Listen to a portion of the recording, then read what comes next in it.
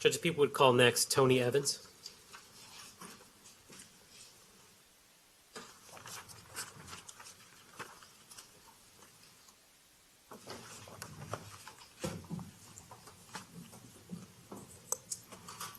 Good morning, sir.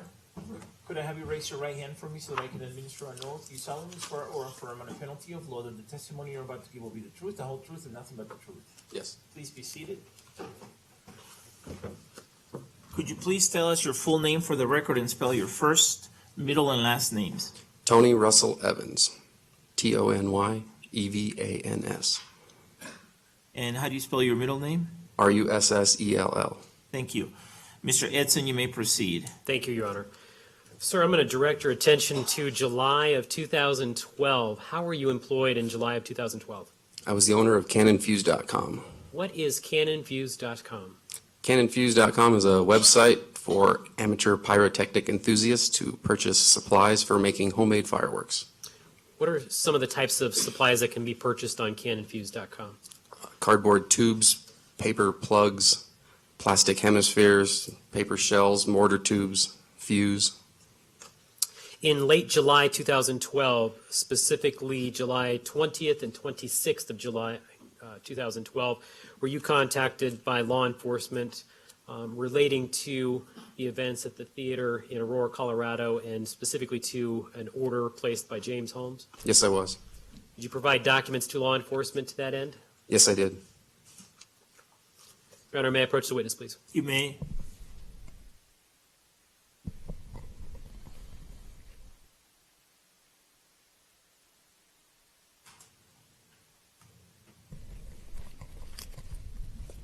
Thank you.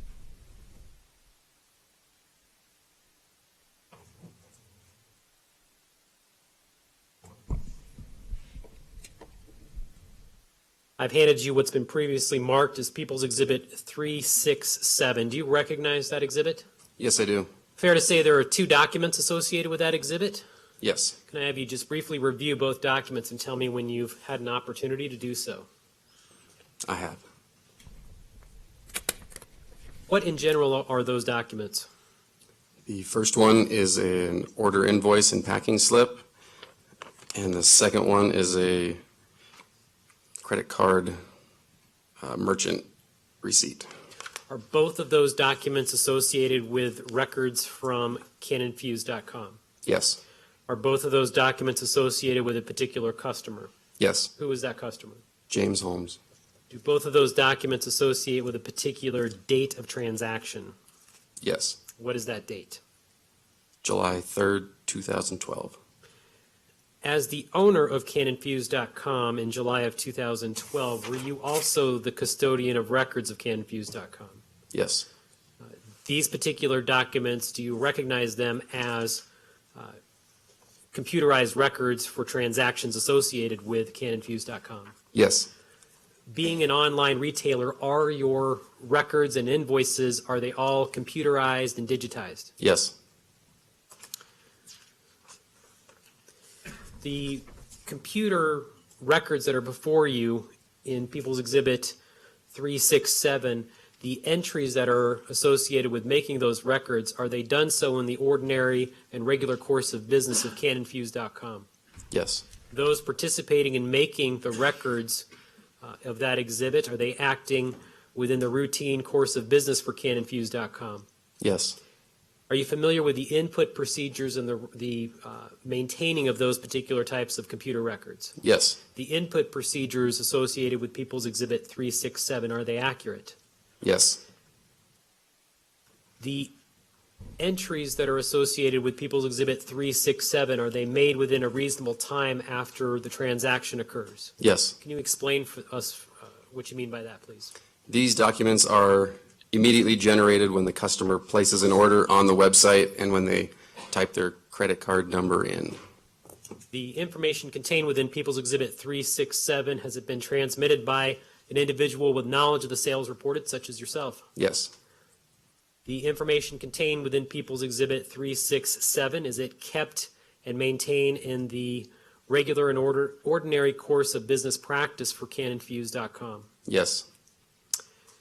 Those records People's Exhibit 367, do you regularly receive, maintain, and rely on those types of records in the normal business practices of canonfuse.com? Yes. Can you just describe briefly for the jury how an order is taken online and processed by canonfuse.com, please? Yes, I can. A customer would go to the website, place all the things they wanted in their shopping cart, go through the checkout process, enter in their credit card number. I would then receive the order, print out an invoice, package the order, and ship the order. To the best of your knowledge and your review of these documents, is that what occurred with these records of People's Exhibit 367? Yes. When a customer comes on your website and places an order, is a business relationship established between yourself and that customer? Yes. When that business relationship is established, do you substantially rely upon the information provided by the customer related to those orders? Yes.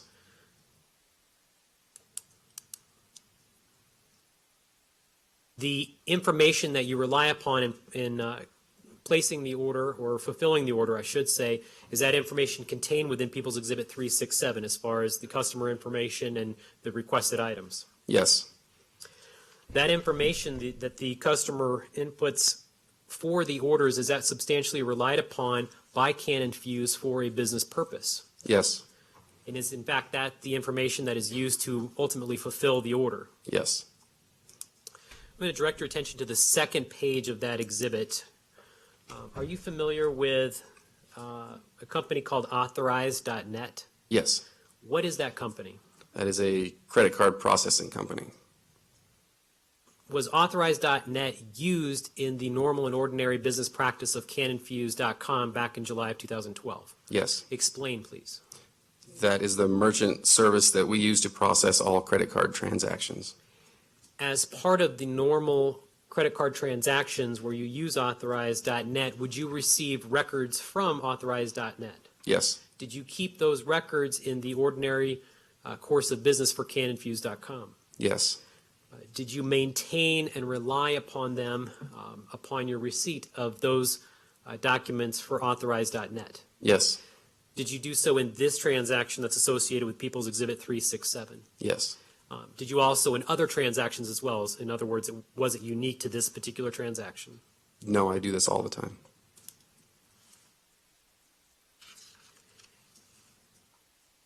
And overall, noting that the first page is an invoice and the second page is one Authorized.net created, do you keep both of those documents as computerized records for your customer information, invoices, and transactions? Yes. And is all of that information contained in the regular, ordinary course of your business purpose, your business practice from CanonFuse.com? Yes.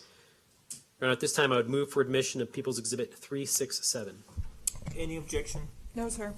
Without objection, P-TR-367 is admitted and may be published. Can I have the first page, please?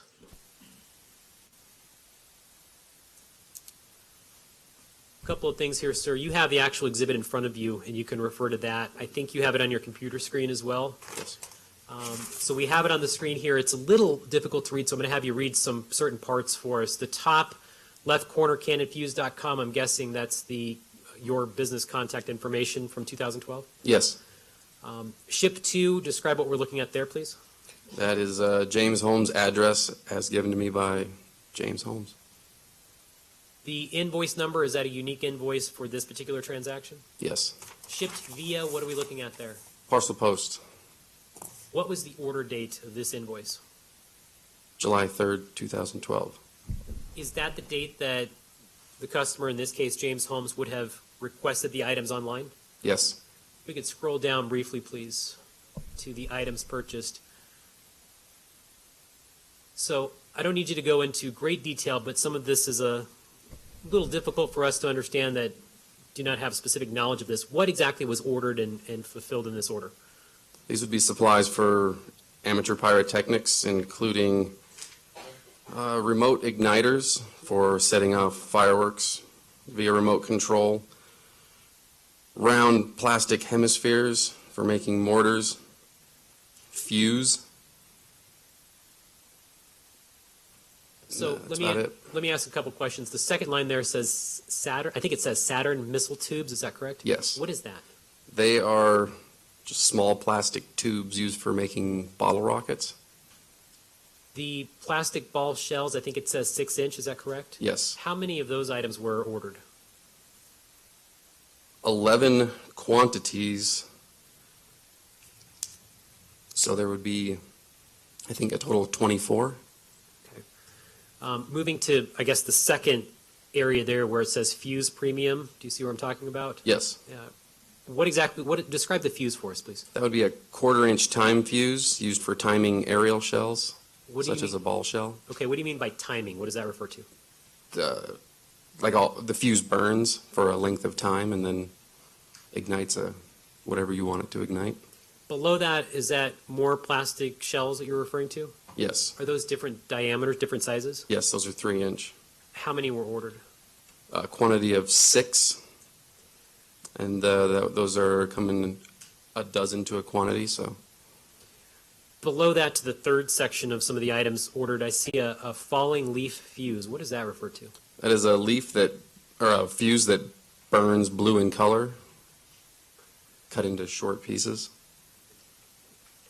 The additional launch control receiver, what exactly is that item? That would be used for setting off fireworks by remote control. It would work with a launch control firing kit. Below that, I see an expedited shipping option. Is that correct? Yes. If we could scroll down to the bottom here. What was the grand total of this purchase? With shipping, $183.97. And I see some initials there. Do you recognize those initials? Yes, Whose are those? those are mine. If we could go to the second page of People's Exhibit 367, please. In general, what are we looking at here? This would be the automated response from my merchant account for processing the credit card. If we could scroll down, please. Under the order information, can you tell us the payment method? MasterCard. We could scroll down a bit more, please. Fair to say, under customer billing information, that's the billing and shipping address that was requested, Yes, and that was for James Holmes? yes. It's tough to see here, but can you read off the email associated with customer billing information? dsherlockb@hotmail.com. To the best of your knowledge in viewing the records associated with this order, was this order successfully fulfilled? Yes. Madam, may I have one moment, please? You may. Nothing additional, thank you. Is there any cross-examination, Ms. Brady? No, thank you. All right, and the jury may have a question for you, sir, so give us a moment, please.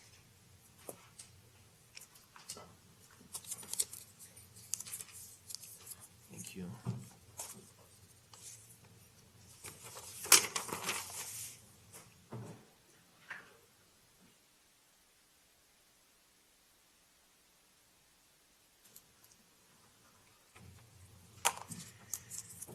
Would counsel please approach?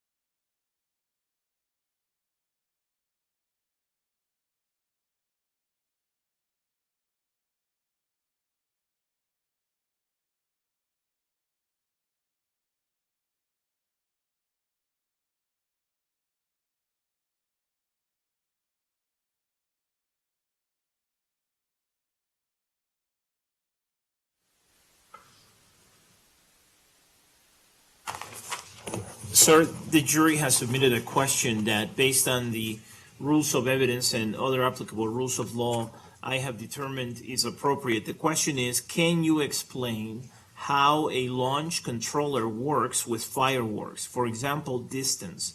If you know, You Yes. cannot speculate, but if you know, you can answer the question.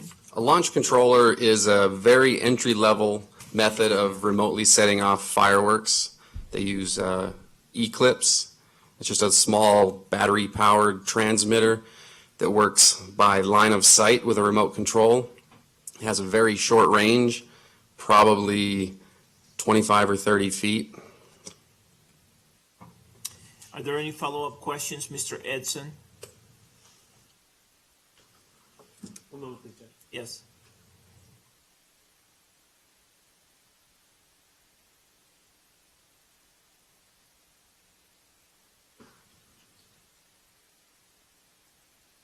Just one question, Judge. Could you describe the size of that Yeah, item? it's the size of a pack of cigarettes about. The wires are probably 5 feet long, and it just heats up a wire that you would have a fuse connected to, and when you push the button, it would heat up a wire that would light a fuse. Okay. No further questions, Judge. Thank you. All right, Ms. Brady, do you have any follow-up questions? Yes, please. Sir, when you say line of sight, what do you mean by that? It's not a radio transmitter that would work through walls or around corners. You have to see the receiver for it to work. Is it kind of like a TV remote where you have to aim it at the TV Pretty for much, it to yeah. work? So if you were in a different room, it wouldn't work? Probably not.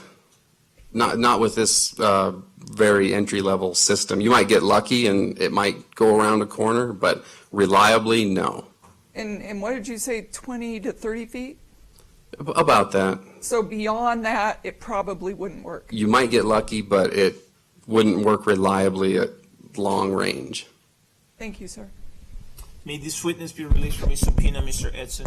Yes, Your Honor. Thank you. Is there any objection, Ms. Brady? No, sir, thank you. All right, sir, thank you.